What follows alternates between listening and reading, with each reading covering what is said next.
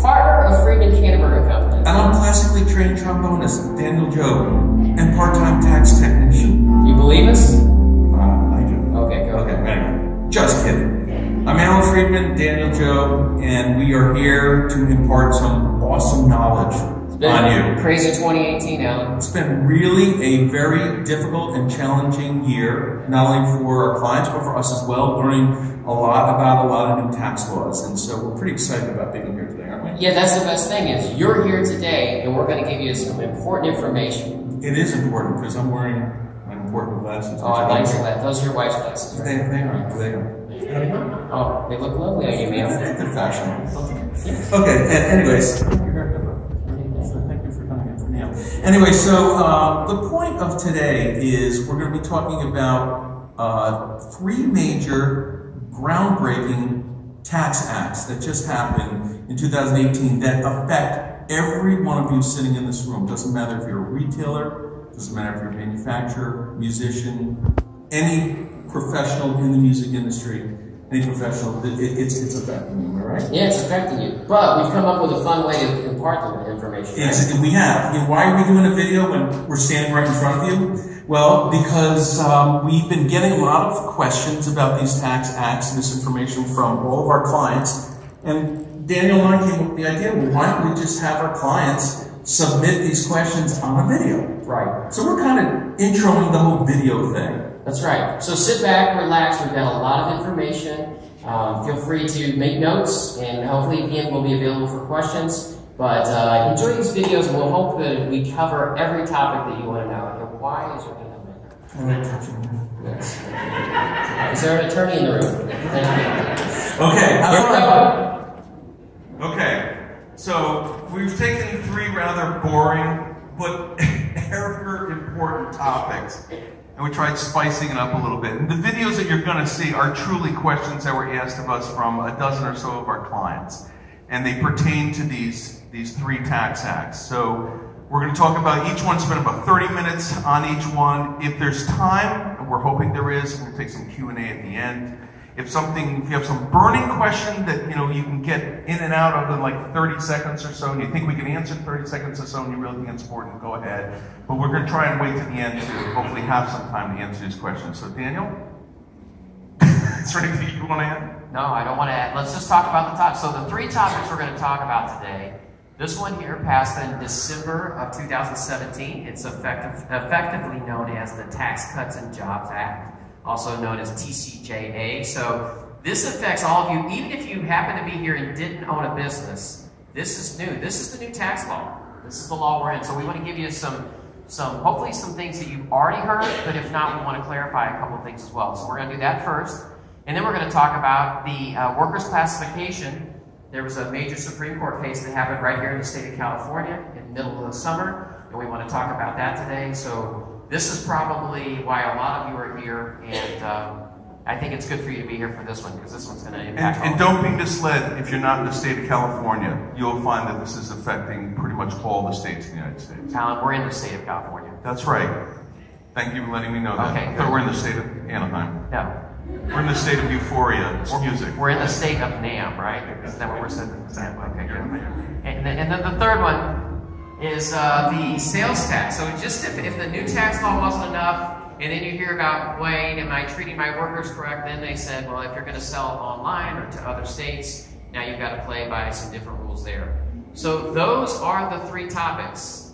That sounds riveting, doesn't it? You guys are, Alan, they look scared. Should they be scared? They should be very scared. No, we don't want them to be scared. Not scared of the tax acts, but of what's going to come out of our mouths. You just never know. So they should be scared of that. But seriously, let's kick it off with this, because we're going to get somewhat technical, but try not to be too technical.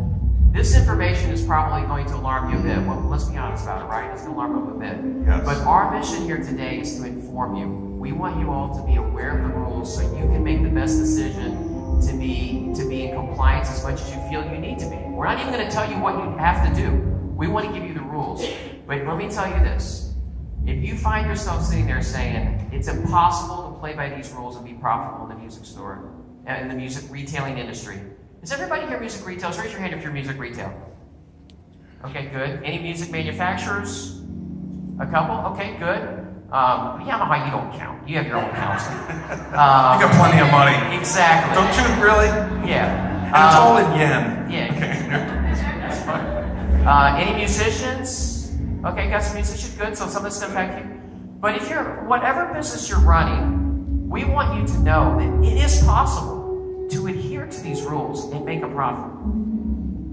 It's also possible to adhere to these rules and make a lot of profit. What you need to decide as you hear this today is, what do you think your risk is and how comfortable are you with that risk? And it's also possible to not adhere to these rules and have one event put you out of business. And we're dealing with a couple of them right now.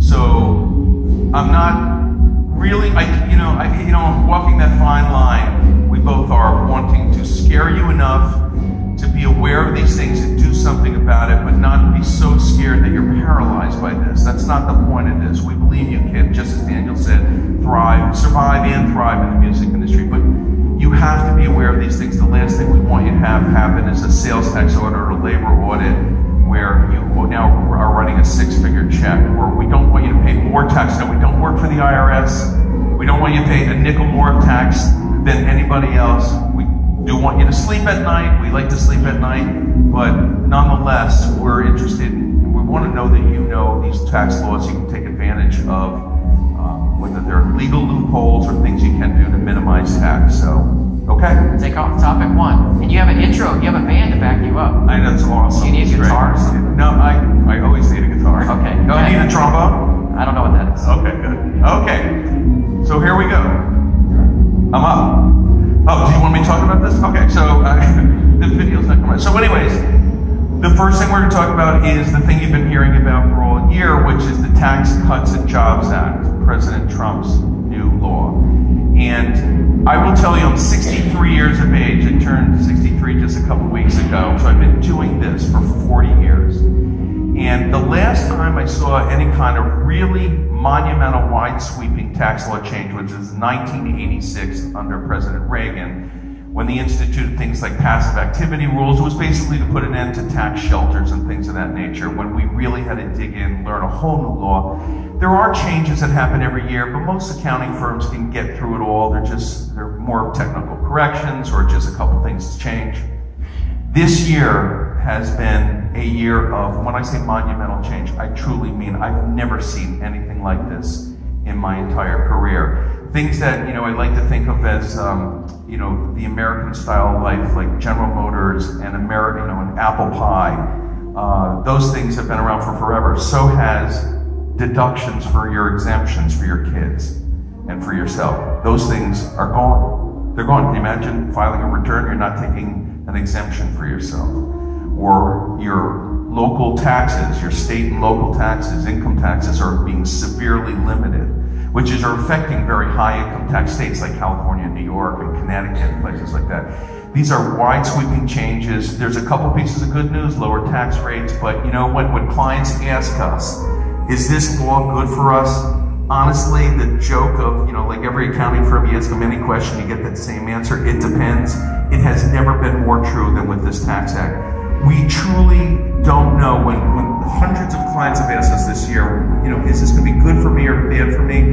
It depends. And the only way we know is to run numbers, which we've done. So these are just some of the things that pertain to this new tax act. And of course, to make our lives even that much more difficult, the states have their own set of rules, much of which don't conform to the new tax act. So we're tracking 2 different depreciation schedules on all of your rental pools of instruments and things of that nature. So it's complex and it requires time and education, which we've put in. But we're going to go over some of these topics in the next 20 minutes or so. At least it pertains to the new tax law. Right. So here's what we're going to do. We're going to break it down into 3 sections. We figure most people in this room here, they're going to be an employer, you're going to be an owner, or you're just going to be an individual. Everybody's going to fall into one of those categories. So we're going to answer probably the most common questions that we get for each of those sections. And we're actually going to start with employer. And we've got videos so we wanted to break it up a little bit. These are our clients. They called with questions. So if you're ever a client of ours and you call with a question, just know you may be on video at some point. But it will help you relate and learn from that. So here we go. Video number 1.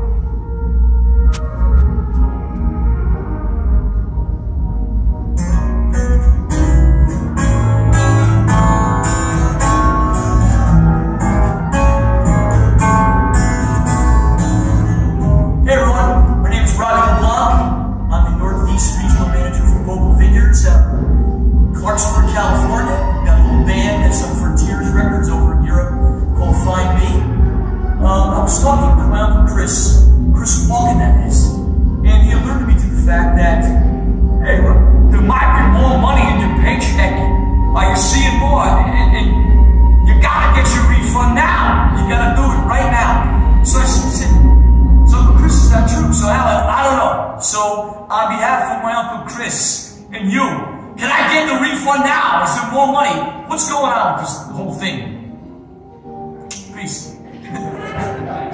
One of my best friends. Phenomenal singer. The best Christopher Walken imitator I've known.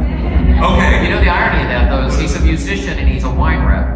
So I couldn't... They go hand in hand. Which one's the day job? The day job is the wine rep. He's the national sales manager for Vogel. But he's a phenomenal singer. He really should have been a full-time musician, but... All right, so like wine a little bit better. That's right. So here's the skinny on this one. Back in February, after this new tax law passed, February of 18, the IRS came out with a new set of withholding tables. And the withholding tables, remember, when you fill out as an employee, or when you have an employee, you fill out what's called a W-4 form, where they just ask you some questions. You know, are you married? How many exemptions do you have, as I was talking about? So you might say, I file under married to, for example. And there was a chart that's set behind that. So as you paid your employees, it took the appropriate tax for married to. That chart changed in February. So all of a sudden, you did nothing as an employer, but the chart changed. So what's the problem? Here's what they forgot to tell you when they did this. Go ahead, Alan. Here's the punchline. You know those big refunds that you're expecting because they're telling you we got lower tax rates and everything? Newsalash, you're not getting them. Why? Because you already got them. How many throughout the year? How many people noticed that their paycheck went up a little bit at the beginning if you're an employee? Well, guess what? You were getting the refund because they lowered the withholding tables because they knew the rates were going to be lower. So what's the big surprise that we're waiting for come April? So now, this is going to be a media hailstorm because everybody's going to go file a tax return and they're expecting refunds, or I've never owed, I always get refunds, and guess what? Either no refund or they find out you owe. So, put your employer hat on for a second. Knock, knock, knock. You did something wrong on my paycheck. Did you do anything wrong? Nope.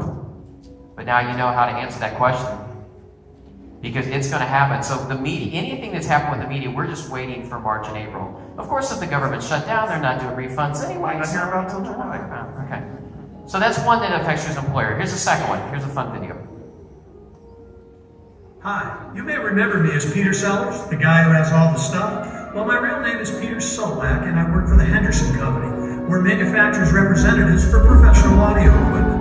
I'm on the road an awful lot, and I incur a lot of expenses. Some of these expenses aren't reimbursed by my employer. Well, I went to see Alan Friedman, my accountant, and he recently informed me that I can't take any deductions on those expenses. Makes me wonder, do I need to get a new accountant? Yes, Peter, you do. And Daniel's your guy. So here's the scoop. If you have, some of you are employed, you work for a company, even if it's your own company, and you get a paycheck and you get a wage. And at the end of the year, your accountant always says, hey, do you have any expenses that you incurred that were unreimbursed by your employer? Like driving your car for business purposes, or maybe there was some travel or meals and entertainment, or those kinds of things that for whatever reason you just weren't reimbursed. And your accountant used to say, don't worry, we can deduct it on Form 2106 on your Schedule A on your individual tax return under miscellaneous itemized deductions. Bring it yes, back in. What's that? Bring it back in. They don't need to memorize. I had too much coffee this morning, I just want you to know. Okay, so. No tax form. Sorry, no tax form numbers. Okay. So, here's the deal. You ain't getting them. You're not getting those deductions anymore. It pains me to even say this. Guess what else isn't deductible on your individual tax return? Tax prep fees. What are we going to do? Should we lower our fees? No. But we can maybe come up with a way that we can deduct it if you musicians in the room will take it on your Schedule C. I wasn't supposed to mention a form. Okay, if you're filing, here's Rob. Rob the drummer. He's self-employed. He's a musician. We file his Schedule C. He reports his self-employment income and his expenses. That's where we'll take your highfalutin tax prep fee. Right. Okay. So now let's bring it back for you as an employer too. You just never know where he's going to go. So I'll try to help you guys keep him on track too. So if you're an employer, do we have a lot of people that reimburse their employees for mileage for driving their own personal cars? A lot of people do that. Did the government for last year allotted 54.5 cents? Do you give the government amount or something less? Some people give something less. So a lot of retail, and I talk a lot of clients that we see this in the school music business primarily. They'll say, okay, I'm going to reimburse 30 cents a mile, and they'll tell that employee the difference between 30 and 54.5 cents you take on your individual tax return. It will save them on their taxes until 2018. It's gone. So we're getting calls from some of our retailers that are saying, hey, my employees are telling me I'm not going to get to deduct that mileage. Is that true? Yes, it's true. But is there a solution? Yes, there's a solution. The solution is you come up with an accountable plan to reimburse the employees for the amount that they spend, and you get it as a business deduction. Your employee gets the cash back, and all is well. Yes, it costs you a little extra cash, but you want happy employees. Now, if it comes down to this mileage issue, you can always look about lowering the compensation. You can look at their whole compensation package. We're not going to get into the technicality of that, but just realize that this could be an issue for you if you're reimbursing less than the government allotment and they were accounting on that deduction on their tax return. I was at a tax seminar recently, and a guy came up to me who handles a lot of pro football players and got into a conversation. And he said, do you have any NFL players? And ironically, we actually do have a couple of them as clients. And he said, what are you going to do about the agent commissions that they pay? And I had to think, and I said, oh my. If you have an NFL player who makes $5 million a year, let's just say, and they're paying 20% commission to their agent, or $1 million, guess what? It's not deductible to that person anymore, because that's an unreimbursed employee expense, because every ball player is paid as an employee by the ball club that they work for. Everybody looks like they feel bad for those. Yeah, it's like a $5 million, exactly. But the point remains the same. It's those things are not deductible anymore. Yeah. But I love Daniel's suggestion. You know, go to your employer, get them to pay for those things, even if it means reducing your compensation, because it still comes to the same dollars, generally. Right. Okay. Those are the two hot topics we see as an employer. For your employees, for your employees. So now let's go on to a business owner. Now we have a lot of you, even if you're musicians, you're a business owner, you have your own business. So what are the top topics for a business owner? Well, let's check them out. Guys, my name is Mike Guntrin, and I'm the president of Ray's Midvale Music, a full-line music store in Sioux City, Iowa.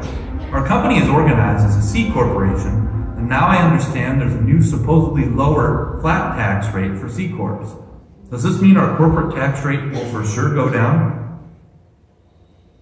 Not necessarily. It depends. So here's the deal. How many people are corporations? How many of you are C corporations? See how all the hands went down? Only a few. C corporations it's a corporation just like an S corporation, but they pay tax at the corporate level. The problem with C corporations, you have to do a lot of planning. If you don't, it's true double taxation. The best example I can give you, if you own stock in IBM, IBM is paying tax on its earnings. When they issue you a dividend, you pay tax again, or you're paying tax on those earnings. It's true double taxation. You avoid that with S corps. But now what the IRS did was they lowered the C corp tax rate from 35% down to 21%. Everybody's going, wow, this looks pretty good. So now I'm just going to pay flat 21%. Not really. You want to explain, Dan? Yeah, when you look here, look at this chart. So in 2017, under the old tax rules, if you had $100,000 of income, your federal tax would have been $22,250 because there was a graduated scale. The lowest tax bracket for the first $50,000 used to be 15%. So now, this year in 2018, on the new rules, if you have $100,000, we know you're going to pay $21,000 in taxes. So you can see as the taxes get higher, the flat tax is going to be better for you. Well, like that means that the ultra profitable corporations are going to pay less taxes. They're going to pay less taxes. Okay. It doesn't dismiss your double taxation points, though. No, it doesn't. It doesn't. But say you were running a C corporation that commonly put $50,000 of profit on the bottom line. Well, now you're going to pay more in taxes under the new rule. Did anybody tell you that? That's the shocking thing. That's why it just really depends on a situation by situation. But the 21% tax, and by the way, for those of you that didn't leave your hand up for C corporations, you're saying, do I need to switch to a C corporation? Sit tight, we're going to cover that. We're hoping the answer's no, but we'll see. Okay? That's one of the biggest changes, the flat tax, right? Correct. All right, let's see the next one. You know what I was worried about flat tax standing? The CPA would stand for car parking attendant. Oh. Go ahead. That's good. Well, there's an example on 300,000. I did put that on there. So look at 17. There's for a bigger number. 300,000 of profit in 17 would have yielded a corporate tax of 100,000. And under the new rules, that's only 63. So you can see it is better. All right. All right. That's 21% tax. Now I still want to go run over there when they're all taking pictures of the slide and just like jump up and down. Is that bad? Okay. That's awesome. That means they're paying attention. They're paying attention. Next video. Are you saying if you make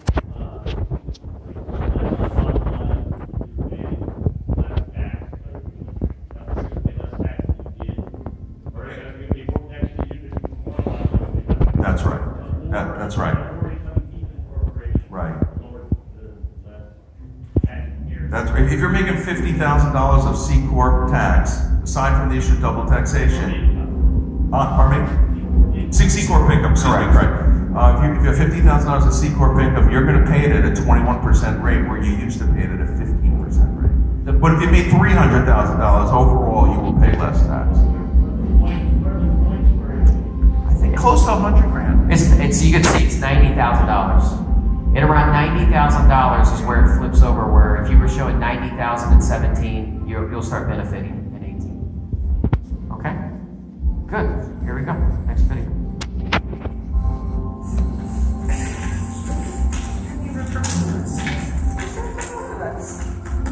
Hi, I'm Leslie Fulton. This is my husband, Michael Fulton. We are co-owners of the Instrumental Music Center in Tucson, Arizona. We're a full-line Pop-Tart dealer. Band and orchestra dealer. We do school music primarily. Don't do pianos, but most everything else. I need pianos. So, we are an LLC. We started in 99. Do we know what LLC means?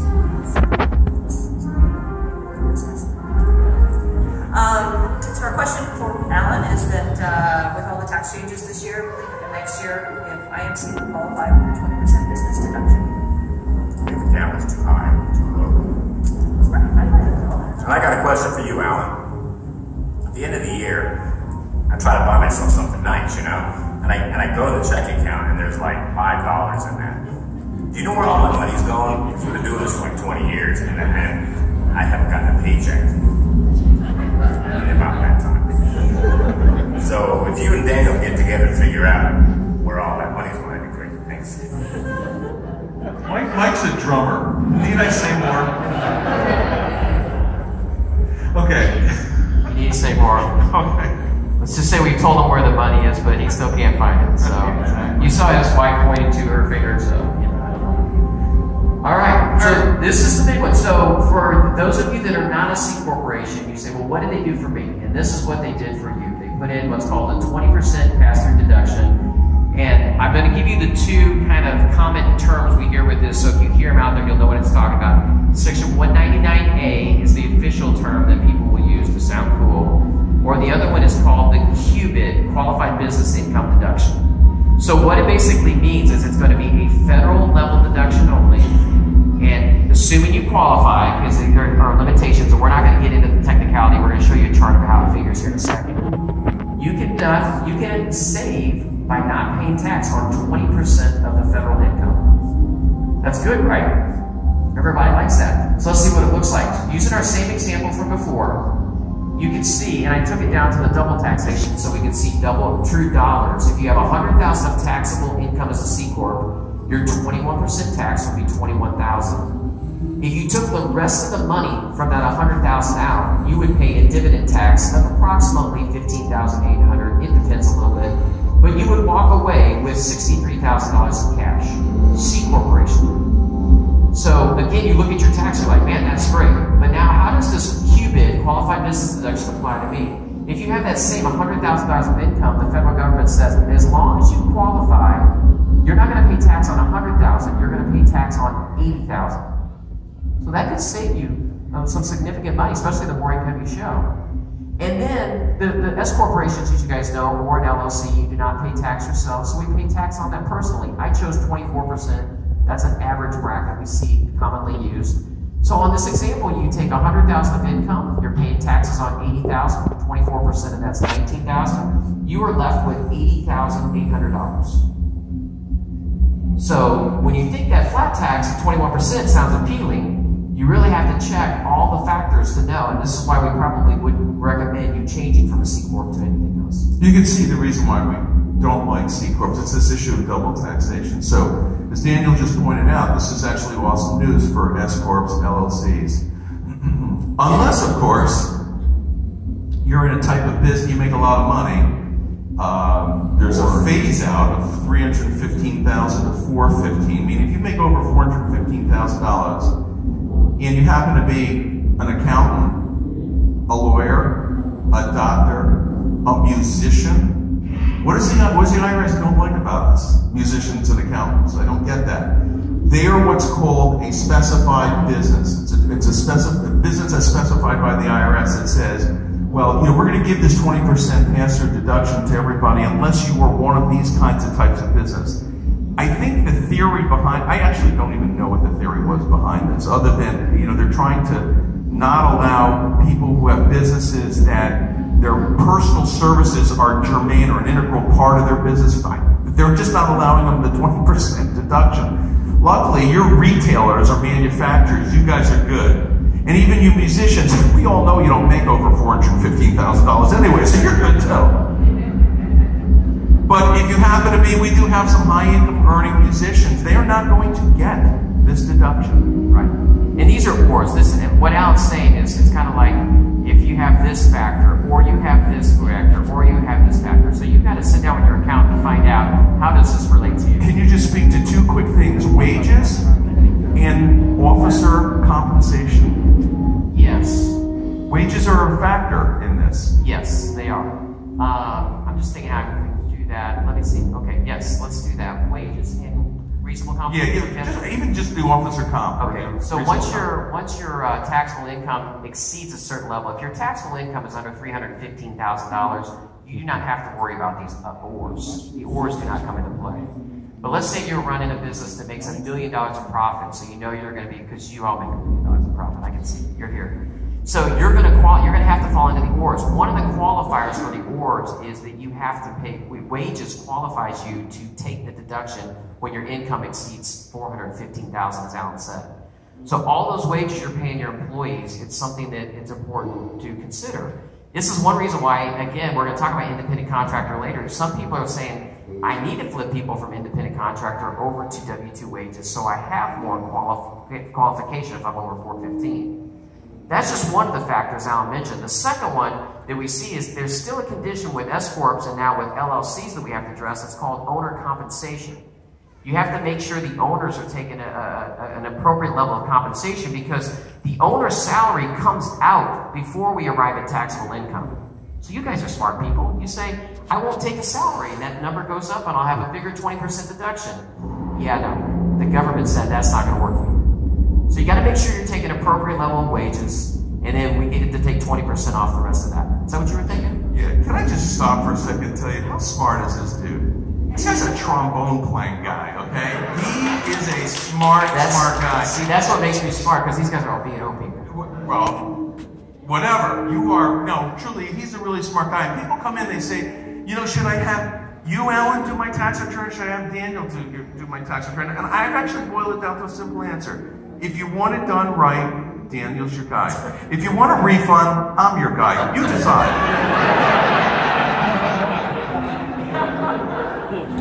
And with that, here's our next video. Hi, my name is Dan Palin, and I own Palin Music Center Incorporated along with my brothers. We're a full-line music retail chain, and we are headquartered in Springfield, Missouri. Many years ago, we were a C corporation, but then our accountants suggested that we switch to an S corporation to avoid issues of double taxation. Given the new lower corporate tax rate, should we now switch back? Thank you. I think the answer that Daniel and I would both agree is more times than not is no. We love S corps. If the planning is easier, you get once you pay your one level of tax, you get to take money out tax free.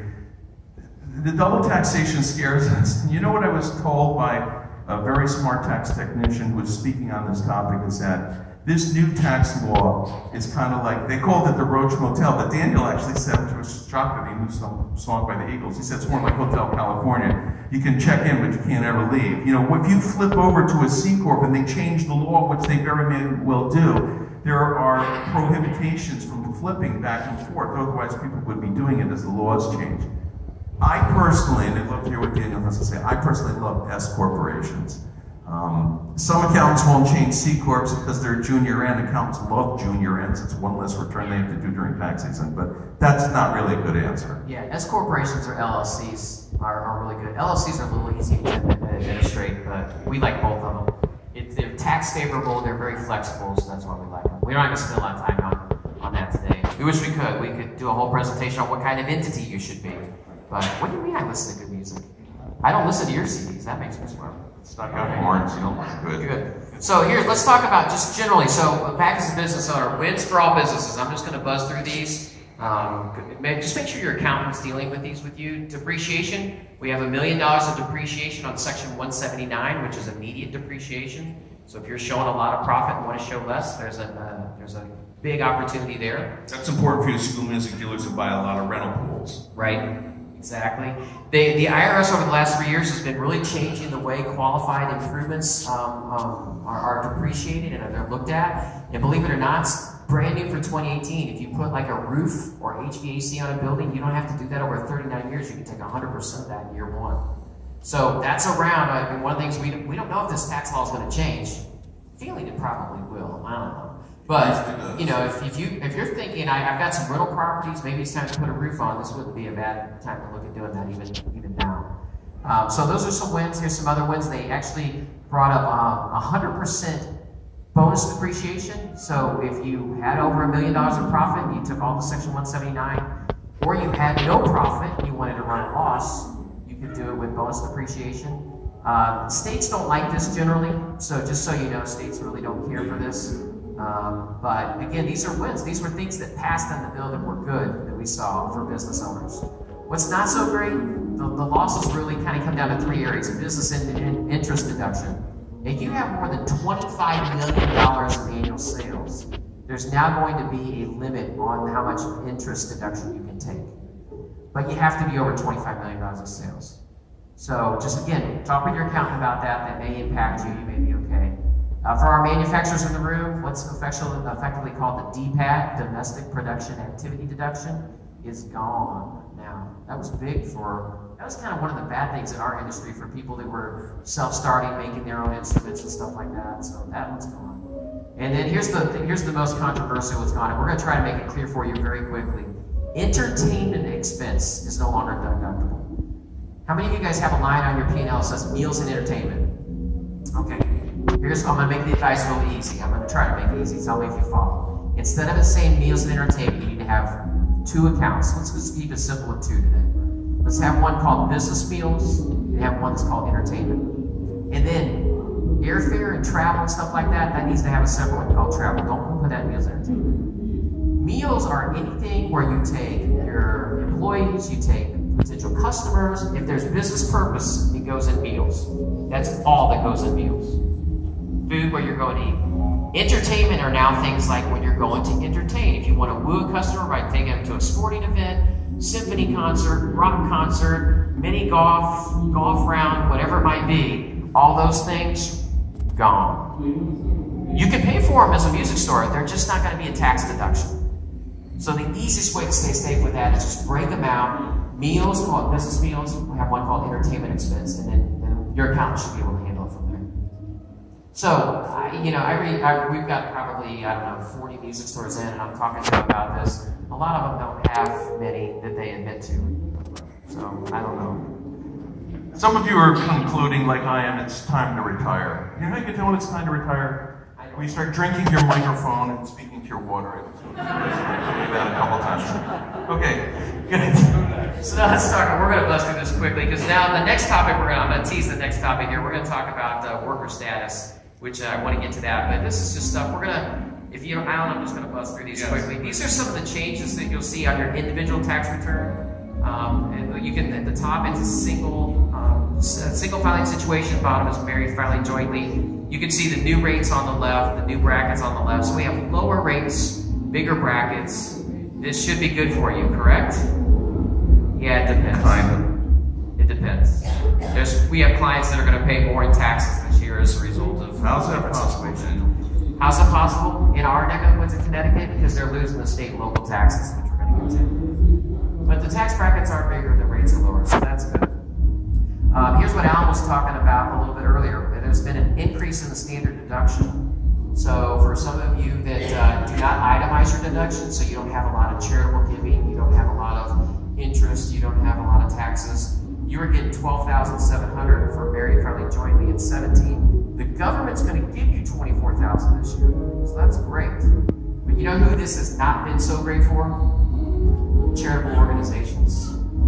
They're seeing less money given because people think it's not going to be deductible. So charitable deductions are deductible no matter what, but you just have to exceed the amount that they, for married filing jointly, it's $24,000 this year. So there's strategies around that. If you took a picture of that slide, you can talk to your accountant about budgeting. It's where you plan how you're going to do your deductions over the course of 2 years to take advantage. What else? This is the one Alan said earlier. The personal exemption. So in 2017, if you were a family of 5, you would have had a $20,000 deduction on your tax return from your income. This year, that number is 0. Gone. But the offset for that family with 3 kids is there's a chance they would have not been eligible for the child tax credit. And now, as you can see on the other side, they're giving you a $2,000 per child tax credit as long as you don't make more than $400,000. So again, this is where it really just depends on a situation by situation basis. So that's a couple of the changes. We have a client that's going to ask us another one here. Here's a video for you. Hi, my name is Christy Alpha, and I'm the Director of Sales for North America for area. Sitting next to me is my partner for 25 years, Lisa Tribe. We both live in the greater New York City area and recently bought a new home that I think exceeds the new mortgage threshold. Does this mean we can't deduct all of our mortgage interest anymore? I need to know ASAP before she kicks me out. Notice how she's smirking. That home's going in her name only. She's no idiot. So just understand really simply, we used to be able to fully deduct home mortgage interest at any level of debt. A few years ago, new laws came out and limited it to $1 million of debt, interest on $1 million of debt, and $100,000 of home equity debt. Generally speaking, you are now limited to interest only up to $750,000 period. Home equity interest, for the most part, is gone. There's a couple exceptions, but I want you to just know that it's greatly reduced. And you think about people who live in high real estate value places like New York or California, LA, New York, Washington, who just are used to having high mortgages. Well, a lot of that interest is now going to be limited. Yeah, not good. These are the not so great things. The tax brackets were good, but these are the offsets. Here's another one. In action!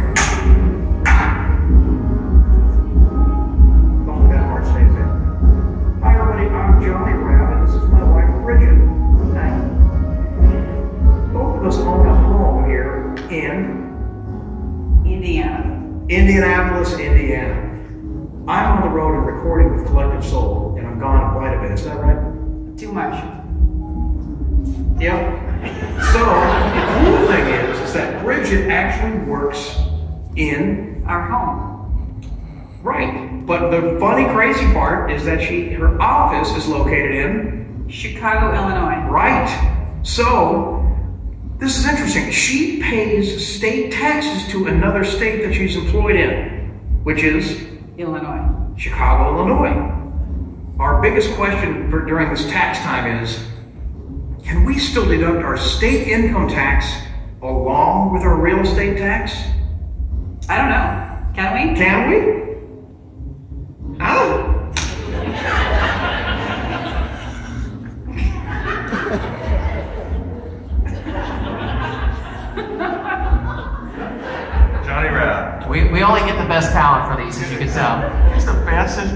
He won the fastest. Yeah, he did. He's an awesome, a great clinician for Roll and a bunch of other products. So the answer is, generally speaking, anything over about 10 grand, no.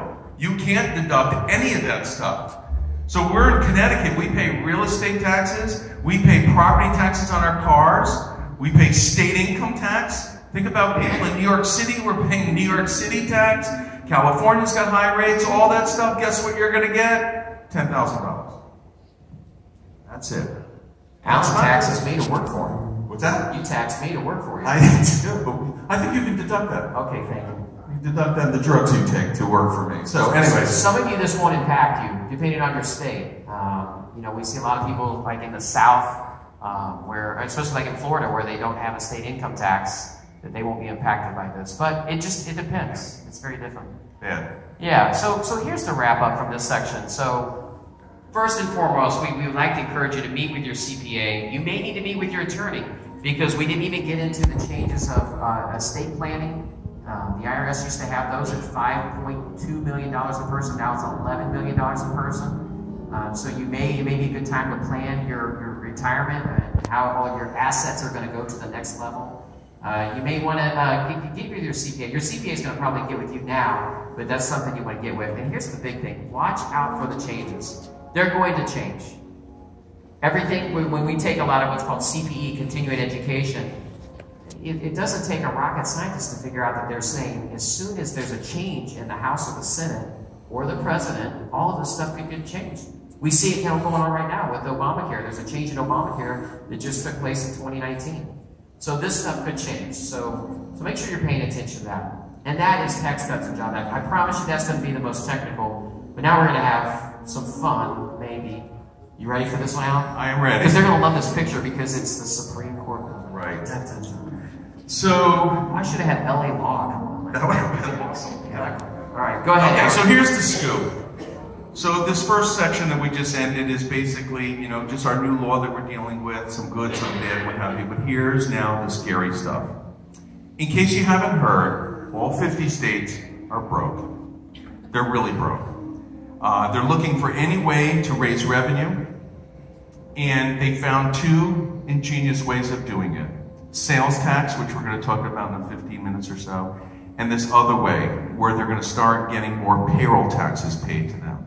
There's been a movement over the last 10, 15, 20 years where states, and you see this through labor audits, when they come in, and federal audits, when they walk in your door, and they're looking at who you're paying as an independent contractor. Because if they're truly not, they don't look, feel, and smell like an independent contractor, the IRS and all the states are going to try and deem them to be employees. Now, why do the feds and the states want your workers, like music teachers and repair techs, to be employees? Because that will force you to pay federal and state unemployment tax. It'll force you to collect your state income tax and federal income tax from them. And there's just a higher level of compliance because they're not reporting or not, they are reporting or not reporting their income on Schedule C and taking highfalutin deductions personally as a sole proprietor, which the IRS knows happens. So they're really trying to close this loophole. Years ago, when we started getting into the music retailing business, 25, 30 years ago, and saw that a lot of stores had music teachers, we wanted to make sure that the IRS, in an audit, would grant us the classification of independent contractor for those stores who were treating their teachers as 1099 independent contractors. We wrote the IRS, we filled out a form called an SS8. And it basically just, you know, we write down a set of circumstances about the store and their teachers, and we asked the IRS to respond to us. The IRS did respond to me and said, I'm sorry, Mr. Friedman, we can't give you a definitive answer based upon hypothetical circumstances. We will only do that if you have a specific store that gives us the real truthful circumstances of how they're paying people. We'll give you a determination. But in the meantime, we've enclosed this case law that goes back to 1970, and I'll do this really quick. In 1970, there was an audit of a music conservatory, and that became the test case. The music conservatory were paying their teachers as independent contractors. Now, the teachers were teaching kids according to the school's curriculum on school premises during school hours using the school's musical instruments and the school collecting all the monies. But then at night, the only thing that would change was the teachers would then give private lessons to kids. And the IRS came back and they said, okay, here it is. For those teachers that are teaching during the day where you, the conservatory, are controlling the curriculum, they are employees. They are not independent contractors. When they control the curriculum at night during private lessons, then they're in control of how they're earning the revenue, and they are independent contractors. And that was the test case for many, many years. And that was a test case that many of us relied upon. But over the last 10 years, the IRS has been clamping down with a new set of rules, looking at who's got control, who has financial control, who's at risk for buying the instruments, and a whole host of other things. There was the 20-factor test and what have you. And it's gotten tougher and tougher and tougher to treat those independent contractors as contractors. Well, now it's near impossible. And we have this Supreme Court of the state of California. Now, some of you are saying, well, what does California have to do with me? Well, we'll check this out. Some of the states had already been implementing this very test that California now uses, and most of the states are now going to implement this test that California now uses by virtue of the Supreme Court decision. There are 3 tests, and while you may pass a couple of them, 2 of them, that would then allow you to treat a teacher or repair technician as an independent contractor, most of you, if not all of you, will fail test number 2. And Daniel, do you want to talk about